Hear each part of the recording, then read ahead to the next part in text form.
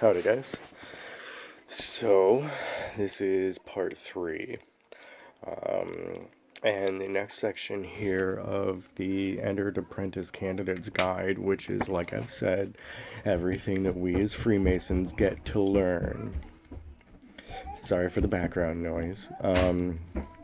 This is Becoming a Mason, and it's the qualifications of a petitioner. Now, this is a section here on how you go about becoming and what you need to qualify to become.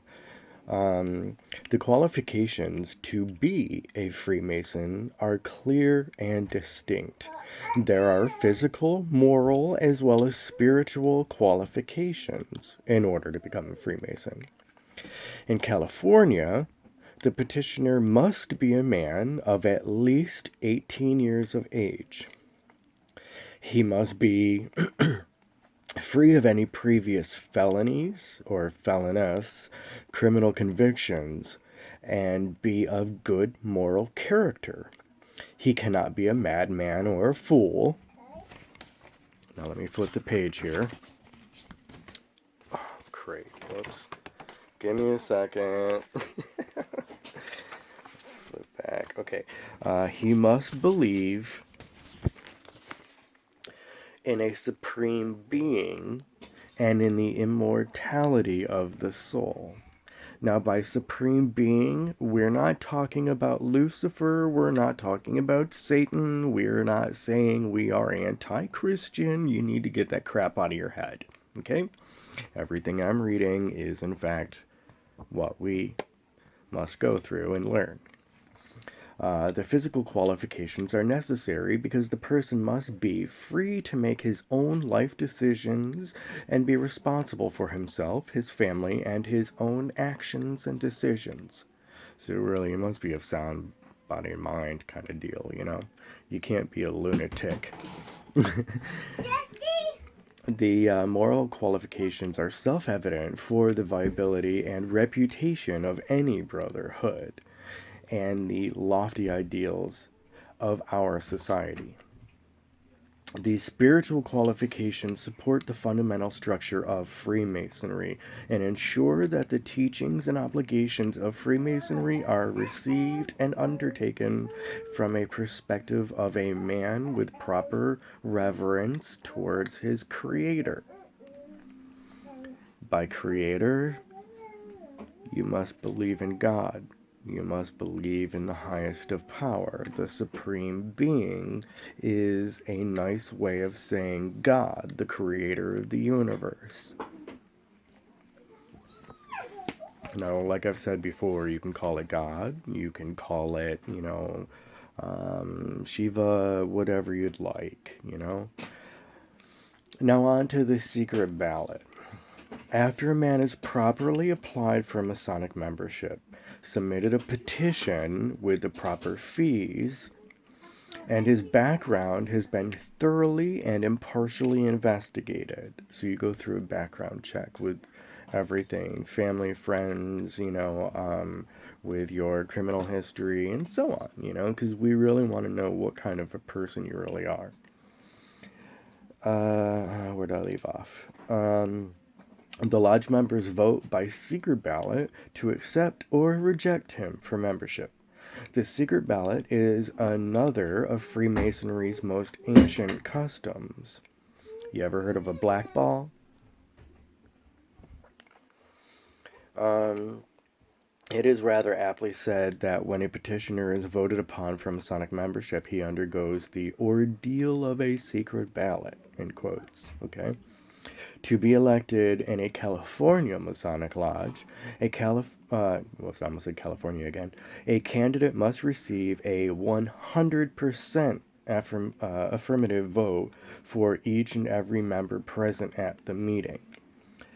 A single nay vote, which is a black ball, symbolized by a black cube, if found when the ballot box is examined by the master, senior, and junior wardens, is sufficient to bar a man from membership in that lodge for at least 1 year from the date of ballot.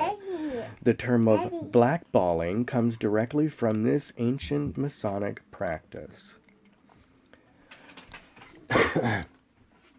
Now, preparation for initiation into Freemasonry in your first degree, that is, if a man senses the stirrings in his heart and mind for a deeper understanding of life than that he has theretofore found, he will seek until he finds the fraternity. And this longing of the heart is the very beginning of his life as a Freemason, which is why every candidate seeking the Masonic light is said to be first prepared in his heart.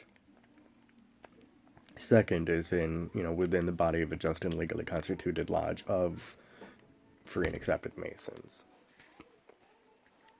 The rites of Freemasonry are of a serious nature, dignified in their presentation, and calculated to inculcate age-old traditions and teachings and knowledge which, if properly observed, understood, and practiced, obligate a man to lead a better life. Which, as you've heard before, it's not to be better than anyone else, it's just to be better than you were the day before. To obtain the greatest possible benefit from Masonic ritual, a candidate must prepare both his mind and his heart to understand and absorb the teachings of Masonry. The candidate should place close attention to every part of the ritual.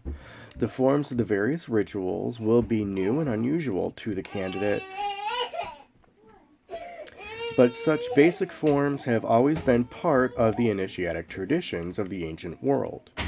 It is highly recommended that any newly made Mason attend and take part in similar degrees as soon and as often as possible, so as to become more familiar with the ritual and the words accompanying it.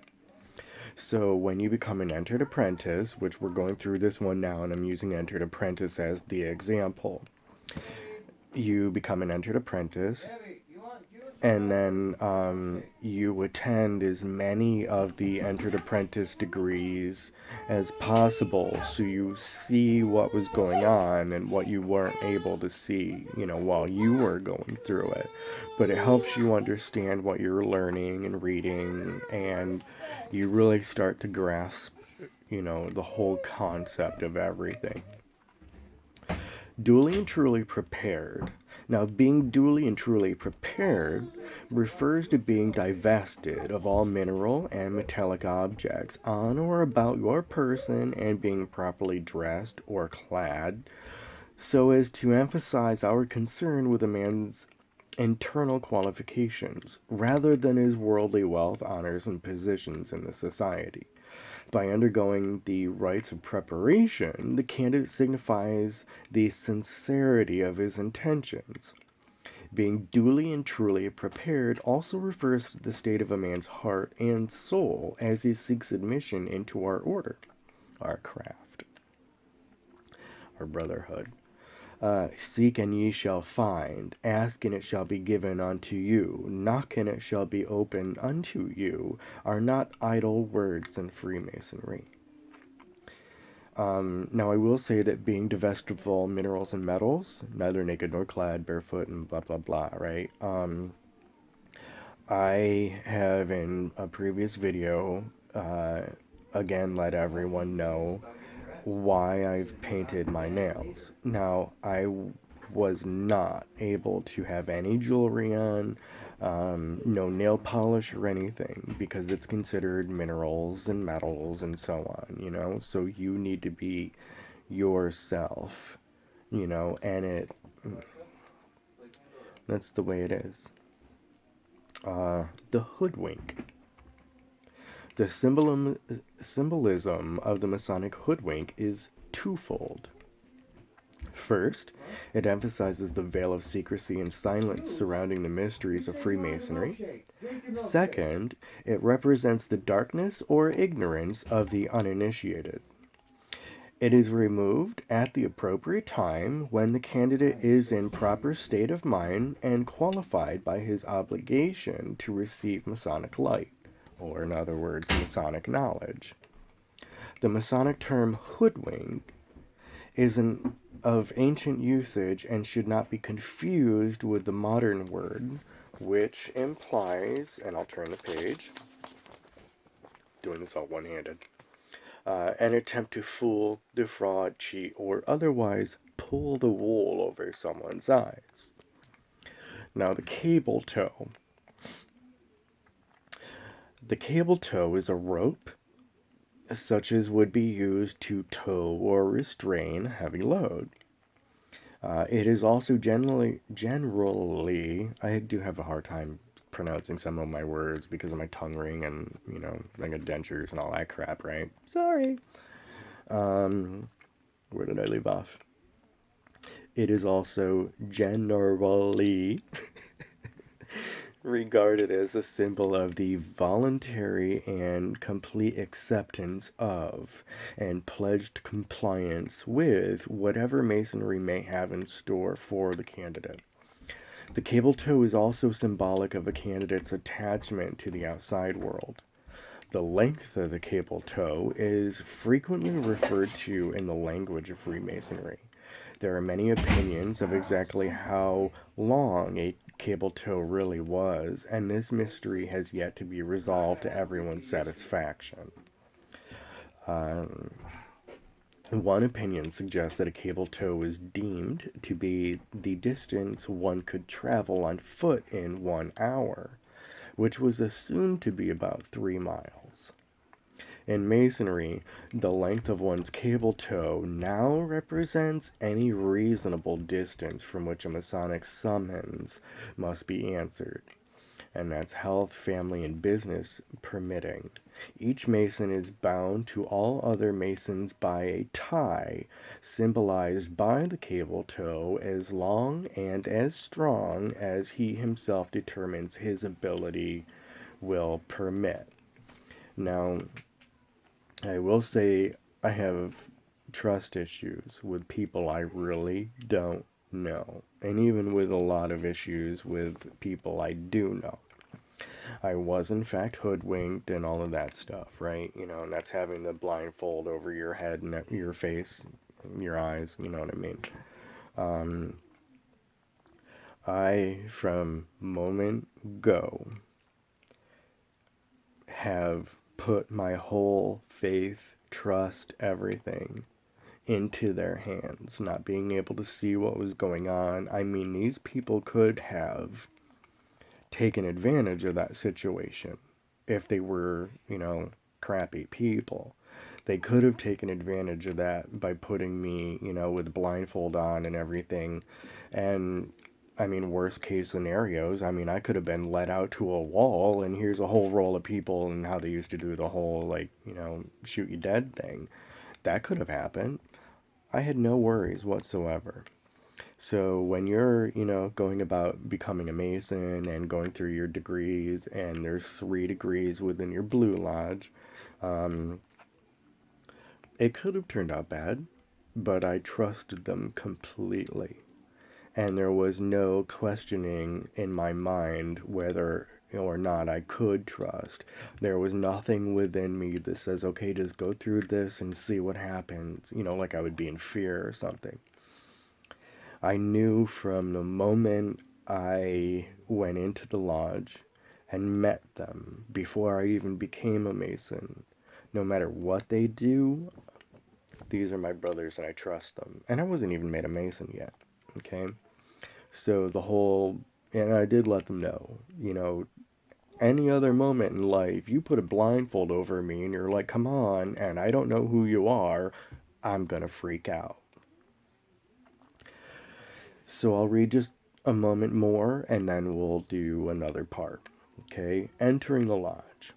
As a candidate for the degree of entered Apprentice Mason, which is the first degree, takes his first step into the lodge room, he enters into a new world, the world of Masonry.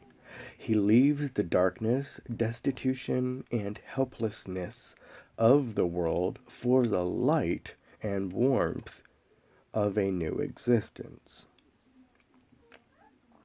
It is not a mere formality, but a genuine epiphany, the beginning of a new life in which duties, rights, privileges, and responsibilities are real and life changing. Entrance into the lodge is symbolic of the movement from the outer to the inner, from the exoteric to the esoteric. So that's going from expialidocious, the exoteric, to the esoteric, and that's E and S as in stitch, all right? From the world of material senses into the spiritual world of better understanding one's true self and purpose. There's only a little bit more, and then I'll pause to the next video. If a newly initiated candidate is not to be an apprentice, in name only, he must stand ready to do the work upon his own nature that will make him a different, more complete, and perfect man. Freemasonry offers no privileges or rewards except to those who earn them. It places real working tools, not playthings, and they really are real, in the hands of its members. To become a Mason is a solemn and serious undertaking. Once the first step is taken, Freemasonry, if a man's heart and intentions be genuine, will, without doubt, change his life for the better. Now, like I've said, there are always, in any situation, whether it be, employment or just hanging out with friends or whatever, there's always going to be a few bad apples in the bunch that do get to con their way by and further ahead. And I think we've all encountered them. But for those of us where Masonry is in our hearts and Masonry is, I love Masonry kind of a thing, then this is serious, serious stuff that you're learning. You don't take it as a joke, nothing like that, So there is no anti-Christian crap going on here. There is no I worship Lucifer or devil or whatever. I am reading all of this to you. The book is in front of me. You want to read it for yourself? Go and become a Freemason. Now, as long as your intentions are for the better and you're not just being like, I want to know what you're doing, you'll get there and you'll see for yourself.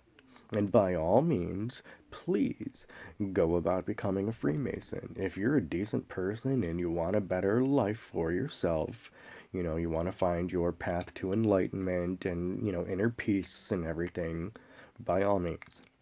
If you're just a crappy person and you just want to expose what's going on kind of crap, because you know how all the slams are that you'll see online and YouTube, then you and I are going to have an issue, and I am not going to tolerate this.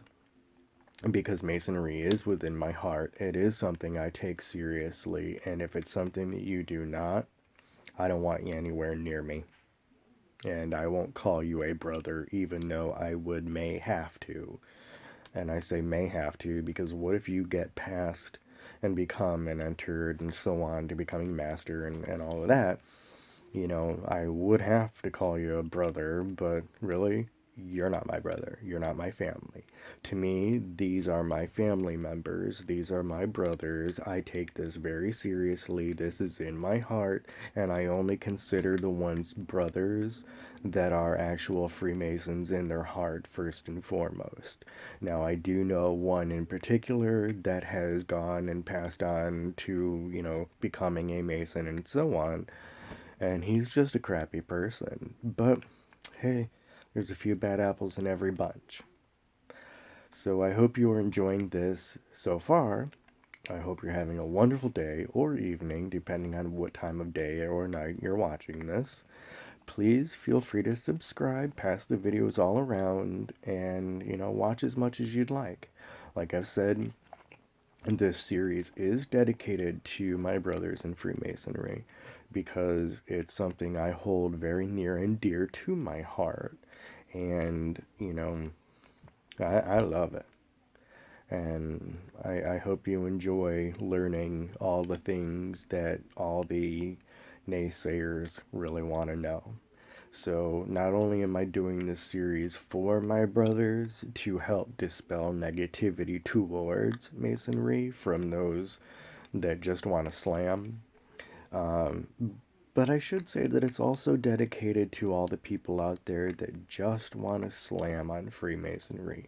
You want to know what's going on? You want to know all those quote unquote secrets? Here you go, dude. Sit back, chill out, grab a cup of coffee, scotch. I don't care what you're doing. I prefer Jack Daniels. Namaste. Later.